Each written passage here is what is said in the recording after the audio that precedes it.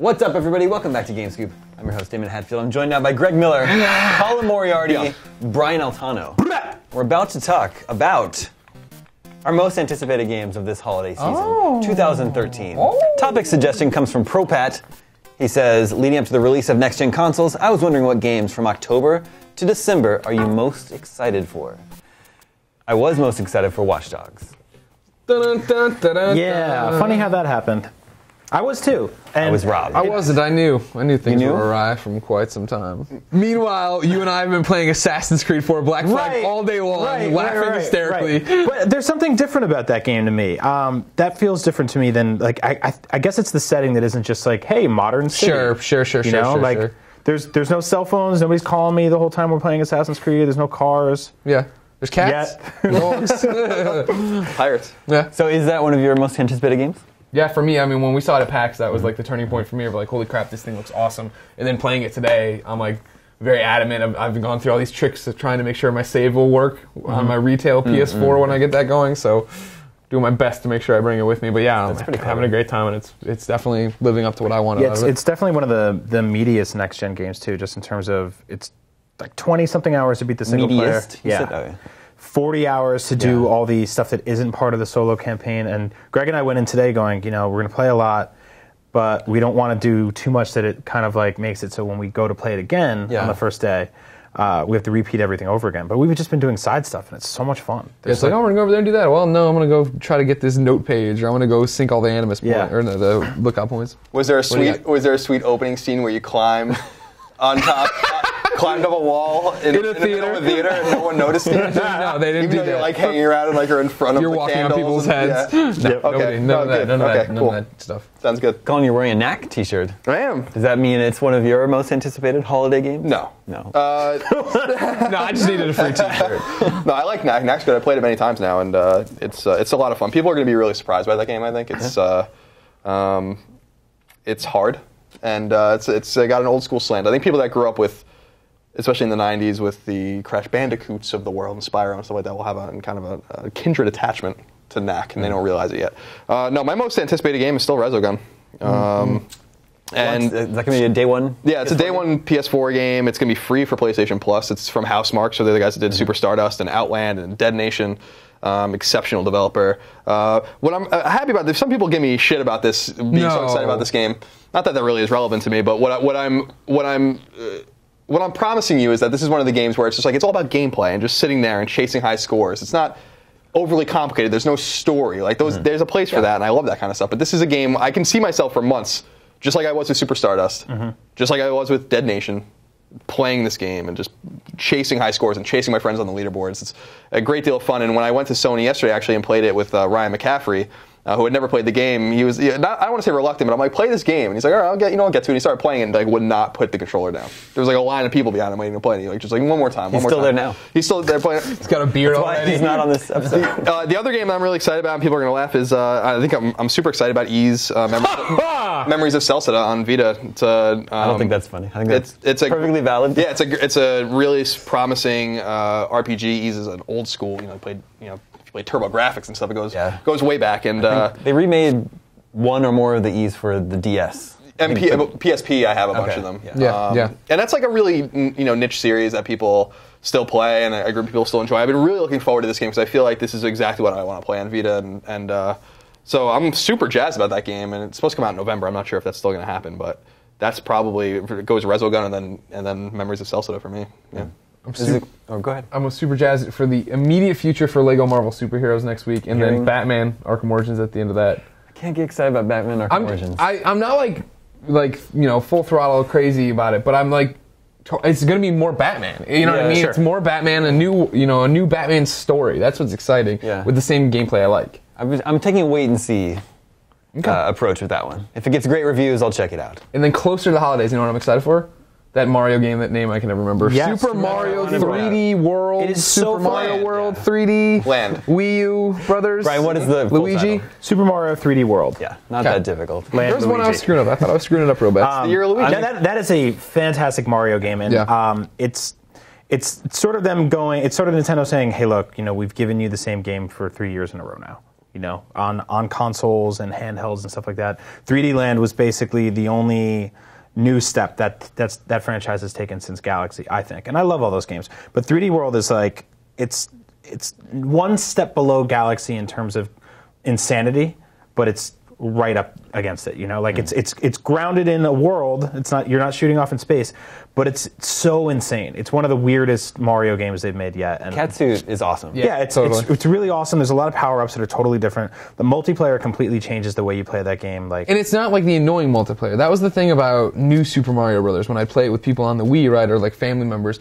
Yeah. I'd be trying to do like my perfect Mario run, and they'd be jumping on my head and screwing me up and killing me, and then I'd come in the dumb bubble. Whereas like this multiplayer one, it felt like it was kind of everybody go do your thing. You know what I mean? Like it's a 3D world, but I mean you can run around on the map and do whatever, and then occasionally like I had to get on a giant dragon or whatever and go down the water and jump on with your friends and stuff. Yeah, I really like the competitive aspect the multiplayer has, which is sort of just like instead of just running left to right like you do in all the Mario games, it's open world a little bit while still being in kind of confined levels, and there's a point system based on your actions, and there's a clearly defined winner at the end of each level. Like player 2 won, Mario won, Toad lost. Suck it up, Toad. As usual. Yeah, as usual. That idiot. Stupid Toad.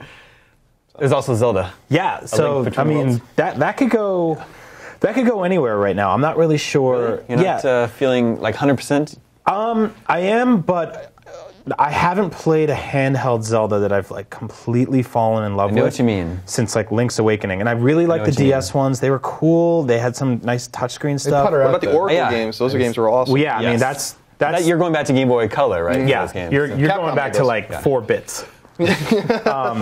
But all the DS games, I got burned out on. I don't think I finished any of them. Yeah, Phantom Hourglass. I did too. And that's Tracks. It's kind of disappointing, but I'm not wild about where the console Zeldas have gone. I don't like all the like waggling and motion control and all that stuff. I think that like that has to be pulled back a little bit. And I do love sort of just like sitting there with this cool handheld and being like, I have this puzzle dungeon to get through right now. And I think this is kind of going to bring all those things I love about Zelda back together again. But I got to be cautious because Zelda franchise has burned me recently. So yeah, the thing about that game, like A Link to the Past is one of the great games of all time, and so they're invoking that game with this, and so I'm a little wary of it, because like A Link to the Past is so sacred and so special of a game that if they can replicate half of how good that game was, this game's gonna be great. Yeah. But like, you wonder with their, Nintendo's need to always go back and have a touchstone somewhere in their past. Like I'd be more interested to see, a new Zelda, something totally different, an open world. Apparently Zelda we're going to see that at E3. Imagine that's when they'll talk about it. Imagine if Retro did a Zelda game that was, like Skyrim or something. You want like a first person like Skyrim? Like where you have like Hyrule was like totally open and you can explore it and really get into it. I think they give you enough that. I think if you want to play Skyrim, play Skyrim. People want a Skyrim that doesn't have shitty characters in it. That's what they want, and that's what they would get from a Zelda game, right? Because people are too afraid to admit that walking around Skyrim is that dude with the upside down garbage on his head. Nobody cares about it. But if it was Link, it would change the world, right? But I think that what they're doing with the A Link Between Two Worlds actually is more open world than anything they've done for a top-down Zelda. Like, you can play most of the dungeons out of order. You can go and get items at any order you want. So they're getting there with that. I just don't know if I want like a full-fledged, like, hey, here's an entire world, do whatever you want at your own pace. Like, yeah. Well, I'm happy to hear that because the Dark World in A Link to the Past was very non-linear, and that was something that like once you beat the first dungeon, you got the mallet, I think it was, then you can do almost whatever you wanted. Yeah. So I like that. I'm excited about that game. I think I'm going to buy that one. I haven't bought or acquired a 3DS game since Fire Emblem, I guess. So that will be I wanted to get Pokemon. I wanted to get Pokemon, but I just can't do it. I know. I played so many of I played almost all the Pokemon games, every generation. Wrote strategy guides for some of them, and I just can't do it again. It's too much of a time sink. So I've never played a Pokemon game before until last night. And last night was the first time? I started playing Pokemon Y for the first time last night. And it's fun. Like, I get why people are hooked on this thing. For me, it being the first Pokemon I've ever played, it's not very intuitive. Like, I think that people who've been playing it for years are probably like, man, this makes perfect sense to me. But for me, like, I was telling Greg at lunch before, like, I went into battle and all my Pokemon are dead. So now I'm walking around with a bag of dead Pokemon. I got roller skates on. I'm moving really quickly. I don't know how to bring it back to life yet, but I'm learning these things kind of on the fly. You gotta bring them to the Pokemon Center. Exactly. Well, see, multiple people have told me that today, Colin. But the game had not told me that yet, so I got to go home and bring my dead and wounded Pokemon to the Pokemon Center. Fair Get enough. that fixed. Sacrifice your own blood to bring them back to life. They're only wounded. They're fainted, right? Fainted. Yeah, they faint. That's true. Yeah. And I will say the one thing I'm sort of like cautiously optimistic about right now is Dead Rising 3. Is that and I one too, yeah? think it's. I'm not speaking optimistic. Of That's what open world You're not games, optimistic? It's the game that like I'm most excited for on Xbox One outside of Peggle 2.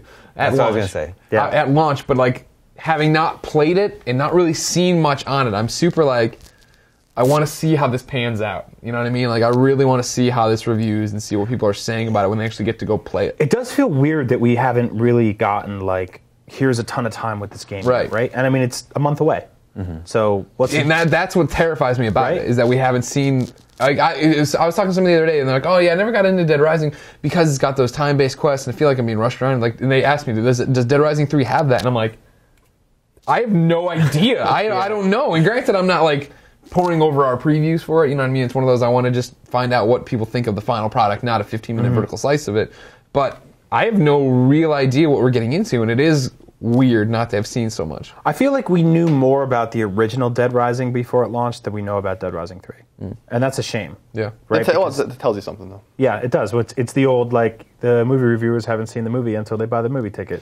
Yeah, it's like... That's never a good sign. Well, I mean, think about how open Microsoft is with Titanfall because they're so confident in that game. Right, Or Sony, like, you can play Killzone and Knack, like, at the drop of the hat. Yeah. I mean, how many times have we played those games at this point because they're confident in those games? So I think it's definitely worth reading into it because I'm excited about that game, too. I think that game looks awesome. Exactly, it looks awesome, and they put, but like at Comic-Con, right? Like the Xbox One booth was Rise and Forza, right? And Titanfall. And Titanfall, yeah. Like, okay, where's Dead Rising? Like that's the one that is the one that I think. See, and I think it's sort of my brain. I'm doing the typical fanboy thing where my brain's going, well, I bought an Xbox One, so this has to be good. Like something has to be great. Because to me, it's not Rise. I don't care about Rise, and I don't care about Forza, and it's yeah.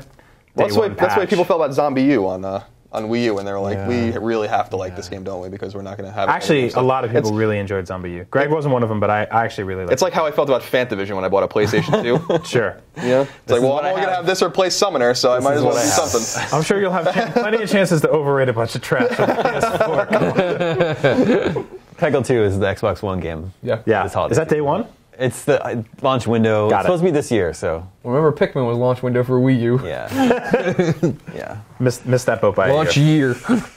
year Luigi. Those are all my picks. Is there anything else that we haven't covered that you guys are excited about? Super HD DC Universe Online, day one on PS4. Super HD? Super HD? Is that a thing? That's what I call it. Okay. When I try to explain it to people. I will say that announcement yesterday of some of the like kind of classic PS3 titles coming to PS4 and Vita, I thought that was a really cool announcement. It's sort of like everybody should learn from that. Yeah. The cross-platform buying of like Flow and Flower and how Sound shapes, yeah. sound shapes. Like I don't know how much better Monsters. Yeah, we need that. Yeah. I don't know how much better sound shapes will look on PS4. It looks but better. I know, does it? I played them all. Okay. Yeah, it looks better, but I think the game that's really going to blow everyone away is Flower. Really? The game Yeah. looks insane on the PS4. It really does. It really looks absurd. And I have that game already, so it's free. It is. It's really cool. Yeah, it is cool because first of all, I found out Flowers come. We've known it's coming to Vita. It's coming to Vita the day the PS4 launches. They want to launch them all at the same time. And if you own any of these games, if you own Sound Shapes on Vita, well, the PS4 version's free. Then if you own Escape Plan on Vita, and I played Escape Plan as well, then you buy Escape Plan on PS4. You don't have to buy Escape Plan rather on PS4. It's free. So I think it's cool. I'm getting a little concerned about the number of ports that are coming, and with word that Drive Club is not going to be a launch game now. There's really only 3 first-party games. 2 of them technically first-party. Killzone and Knack, and Resogun is a XDev game. I would rather see ports than backwards compatibility if they're going to up-res all their ports. For sure. That's really cool. I just think we need, we have Infamous on the horizon. I understand people's concerns about, where are the AAA games. I'm excited about a lot of these smaller indie games. I think they're, last year proved that Journey was better than everything that came out last year anyway. So, I like these smaller games. I'm excited about them. But, other than Infamous and The Order, Like, what are the other first-party exclusives on PS4? Like, we don't welcome the console launches, buddy. We just is the way. It's just I bought a Wii U a year ago. No one else here did. It's been a rough year. All right, like you have a few months worth of. I don't know what I'm gonna do with my Xbox One if Dead Rising 3 sucks. I'm not gonna play Rise. You're gonna play Peggle. I'm gonna play Peggle. You're gonna watch your fantasy scores on the NFL. $500 to play Peggle. To get that sick achievement too. Yeah, day one. That's why I'm doing it. Get my day one controller. Thanks, guys. Those are just a few of our most anticipated holiday games. But what are yours? Let us know in the comments on Twitter, and stay tuned for more from IGN Game Scoop.